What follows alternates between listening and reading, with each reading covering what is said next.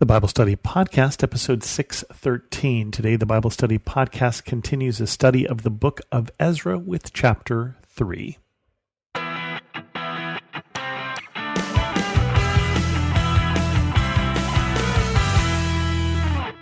Welcome to the Bible Study Podcast. I'm your host, Chris Christensen. Well, I don't know if you saved chapter 2 for a sleep aid. I am told that my voice can be soothing, and with that chapter, it might just work for you. But we're on to chapter 3, where we actually start work on rebuilding the temple. And it starts like this: rebuilding the altar. When the 7th month came and the Israelites had settled in their towns, the people assembled together as one in Jerusalem. Then Joshua, son of Jozadak, and his fellow priests, and Zerubbabel, son of Shealtiel, and his associates began to build the altar of the God of Israel to sacrifice burnt offerings on it, in accordance with what is written in the law of Moses, the man of God. Despite their fear of the people around them, they built the altar on its foundation and sacrificed burnt offerings on it to the Lord, both morning and evening sacrifices. Then, in accordance with what is written, they celebrated the Festival of Tabernacles with the required number of burnt offerings prescribed for each day. After that, they presented the regular burnt offerings, the new moon sacrifices, and the sacrifices for all the appointed sacred festivals of the Lord, as well as those brought as freewill offerings to the Lord. On the first day of the 7th month, they began to offer burnt offerings to the Lord, though the foundation of the Lord's temple had not yet been laid. This is an interesting thing here because it tells us a little bit about their priorities. And I think in this case, their priorities are pretty good, because remember that their worship of God revolves around sacrifices at this time.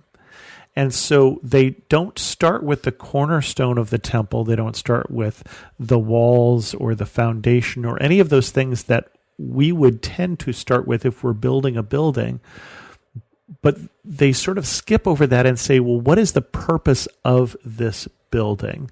The purpose of this building, the temple, is a place where we can worship God. We don't have to wait until the temple is finished to worship God. We don't have to wait until everything is perfect to worship God. We are required by the law in the Old Testament to do these various kinds of sacrifices, the morning and the evening sacrifices, the Feast of Tabernacles, some of the festivals that are going on, the new moon sacrifices for all of these things, regular burnt offerings. All we need for that is an altar.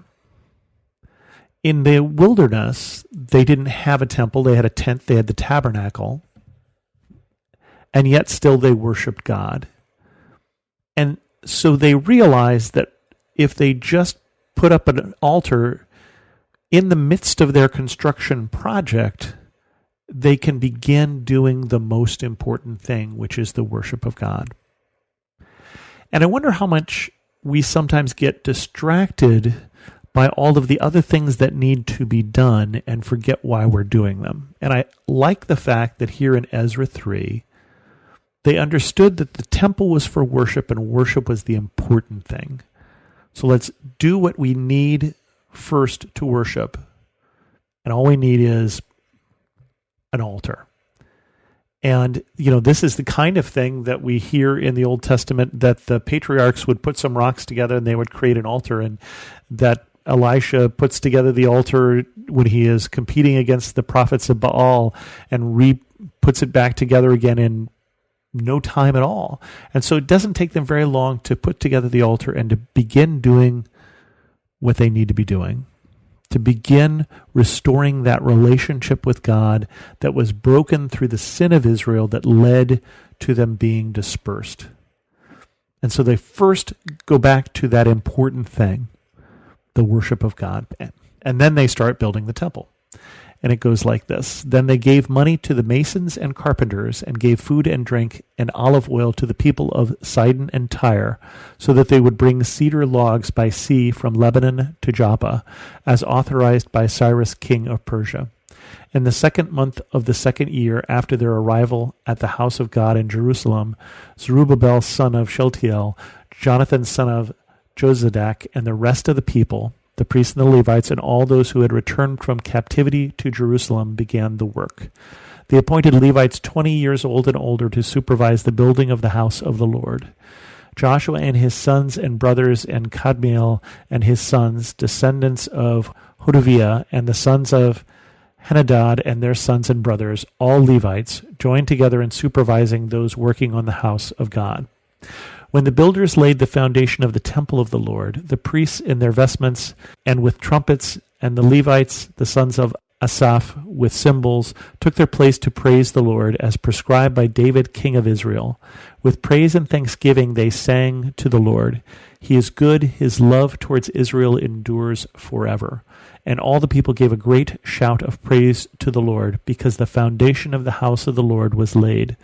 But many of the older priests and Levites and family heads who had seen the former temple wept aloud when they saw the foundation of this temple being laid, while many others shouted for joy. No one could distinguish the sound of the shouts of joy from the sound of weeping, because the people made so much noise, and the sound was heard far away.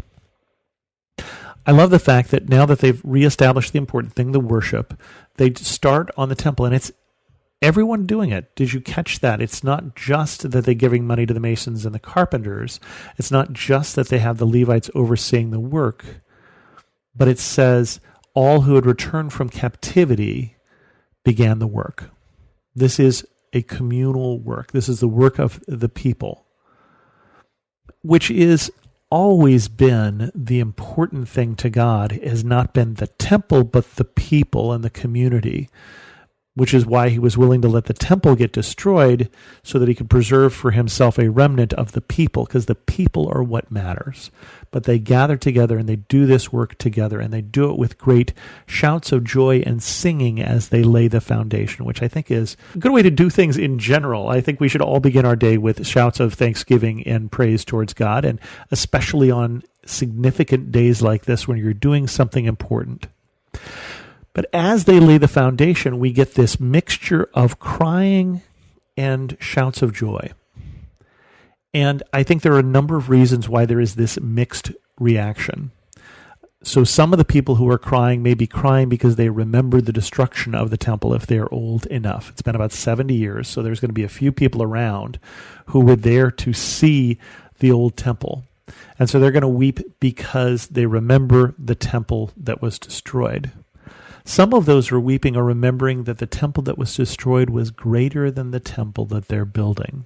This temple is not going to be as big and as beautiful as Solomon's temple. And you can tell that right away from when you lay the foundation that this is going to be smaller. This is a country that is less important in the world's eyes at this time. It's a country that is certainly much smaller than it was. It doesn't need as big a temple as it used to need. And so some people who are weeping for what was lost. And some people who are shouting with joy are shouting with joy for what was gained, shouting with joy because the temple is being rebuilt. And I think of this tension that I often see in our churches because it's easy to look at the way things were. And sometimes the way things were in some churches used to be better. And we miss these shouts of joy sometimes when we forget that yes, but is God working here? Yes, but are we doing what God wants now and here? Because we can't go back to that old temple. We can't go back to that old church. We can't go back to the way it was in Sunday school when you were a kid.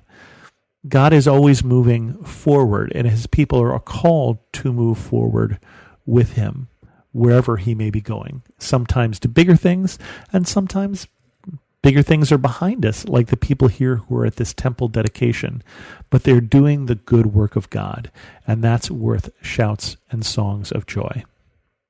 With that, we're going to end this episode of the Bible Study Podcast. If you have any questions, send an email to host@thebiblestudypodcast.com, or better yet, leave a comment on this episode at thebiblestudypodcast.com. And thanks so much for listening.